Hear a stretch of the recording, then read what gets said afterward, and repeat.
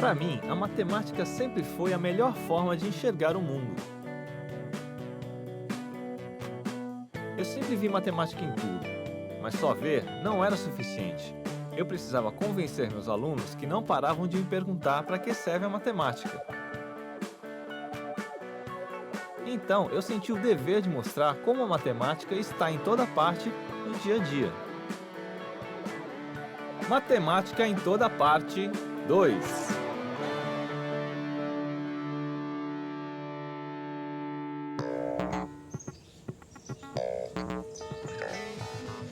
O futebol é uma caixinha de surpresas. A frase é batida, mas a verdade é que o futebol está sempre desafiando nossos conhecimentos. E as surpresas não são só para os jogadores e para os torcedores. Tem muito matemático aí que fica doido com o jogo de futebol. E não é só porque o time do coração está perdendo, não. É que volta e meia, a gente tem que quebrar a cabeça para entender o jogo matematicamente. Além de torcer, a gente pode analisar o futebol por muitos ângulos para conseguir entender toda a matemática que tem dentro do jogo. Acho que deu para perceber que hoje eu vou jogar bola aqui, né? Bom, pelo menos assistir aos outros jogando. Hoje eu estou aqui com o eleito craque da pelada, Luan. Luan, quando você era criança, é verdade que você quebrou muito vaso da sua mãe? Alguns eu quebrei, ela ficava bastante chateada, também sujava muito a parede lá de casa, brigava muito comigo. Qual é o segredo para se bater um bom pênalti? Tem que ter calma, frieza e bastante tranquilidade e confiança. E por que os jogadores reclamam tanto quando os goleiros se adiantam na hora do pênalti? Bom, quando ele se adianta, ele fecha o ângulo do batedor.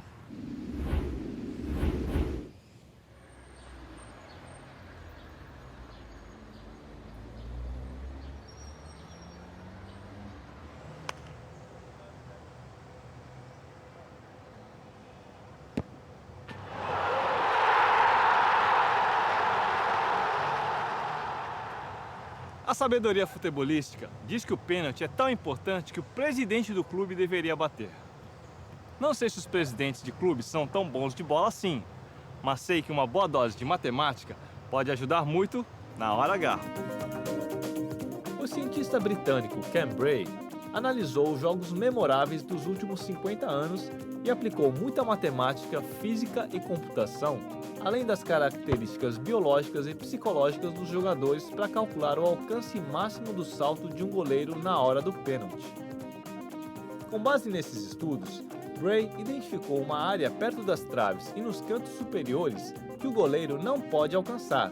Ele chamou essa área de zona indefensável.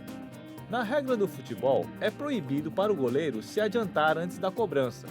Mesmo assim, não tem goleiro que não dê alguns passinhos para frente, e isso também tem explicação matemática. Se um goleiro dá 3 ou 4 passos largos para frente, ou seja, se ele adianta mais ou menos 3,5 metros antes da cobrança, toda a área do gol fica protegida, porque o ângulo do batedor diminui. Em outras palavras, com alguns passos à frente, os goleiros passam a ter 100% de chance de defender a cobrança. E é por isso que as regras do futebol não permitem que os goleiros se adiantem na hora da penalidade máxima. A marcação de um pênalti sempre alegra uma torcida e irrita a outra. Aliás, todas as decisões do juiz são sempre criticadas por um dos lados, muitas vezes pelos dois. Para a tristeza desses profissionais, como se não bastassem todas as cornetadas, o avanço da tecnologia permitiu a construção do famoso tira-teima. O tira-teima é um programa de computador capaz de calcular a posição de cada jogador a qualquer momento do jogo a partir dos ângulos demarcados pelas câmeras, das dimensões e das marcações do campo. O primeiro passo dessa modelagem é a marcação de pontos de referência a partir de um sistema de coordenadas. Para isso, a gente escolhe uma posição na qual um dos cantos do campo seja a origem do sistema, onde os eixos x e y se encontram.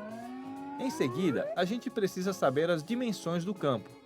Num campo oficial, a medida máxima da largura é 90 metros e a medida máxima do comprimento é 120 metros.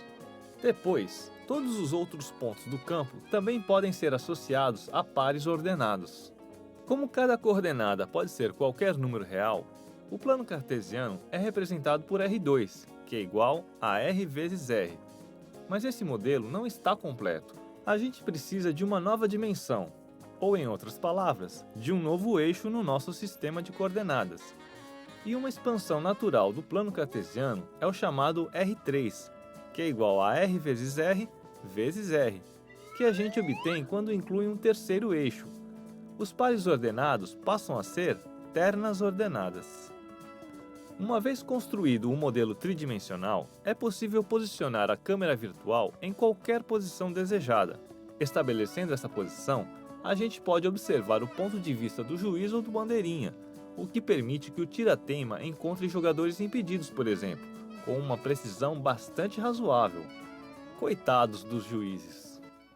Mais do que uma caixinha de surpresas, o futebol é um grande baú de números onde a bola e a matemática rolam juntas desde o pontapé inicial.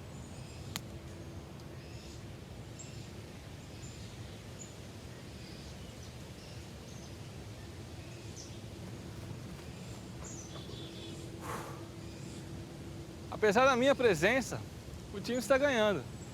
Acho que esses caras realmente têm uma capacidade de superação muito grande. Em todo esporte é assim.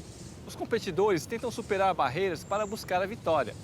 Mesmo aqui num jogo amador, a matemática ajuda os jogadores a melhorar seu desempenho. Mas no esporte de alto rendimento, onde cada segundo e cada milímetro são cruciais, a matemática é quase tão importante quanto a própria bola.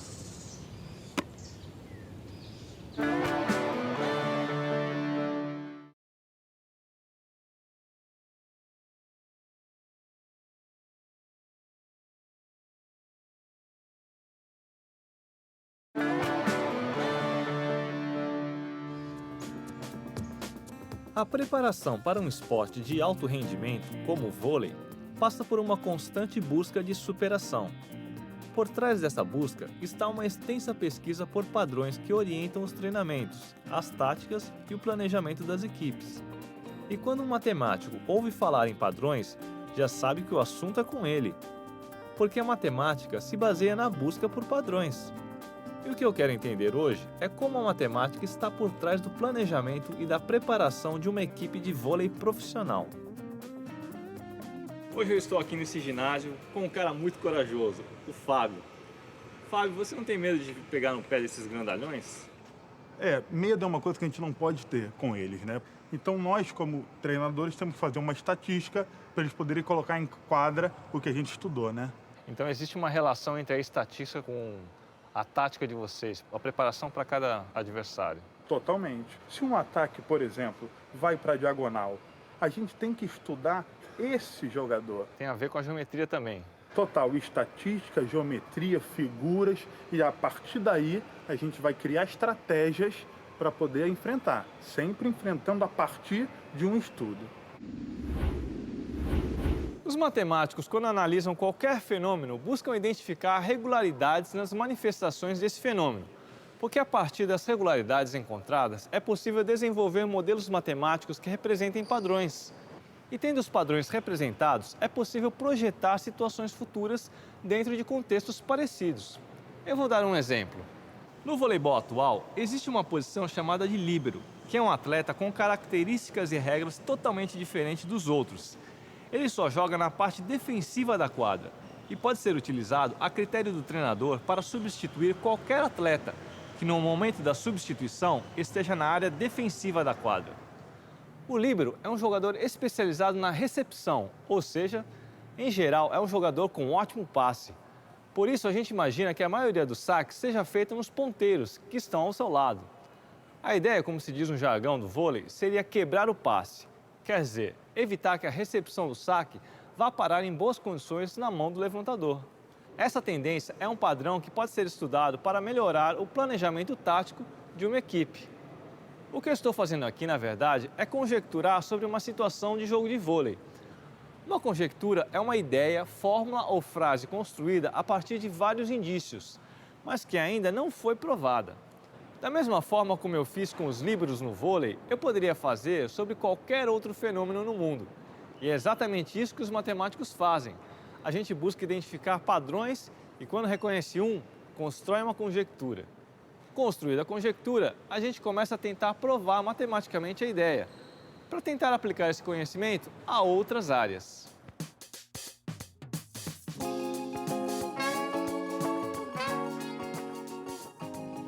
O ótimo desempenho do vôlei brasileiro nos últimos anos contribuiu muito para a popularização do esporte por aqui. E a base do desenvolvimento do nosso vôlei está na utilização de muita matemática. Ou, para ser mais preciso, na utilização de programas de computador que identificam e analisam padrões através da estatística. Em primeiro lugar, deve-se investigar a parte tática do jogo, mapeando a quantidade, o percentual e o tipo de jogadas do time adversário. É preciso analisar as tendências de todos os jogadores, como direções, preferências e posicionamentos.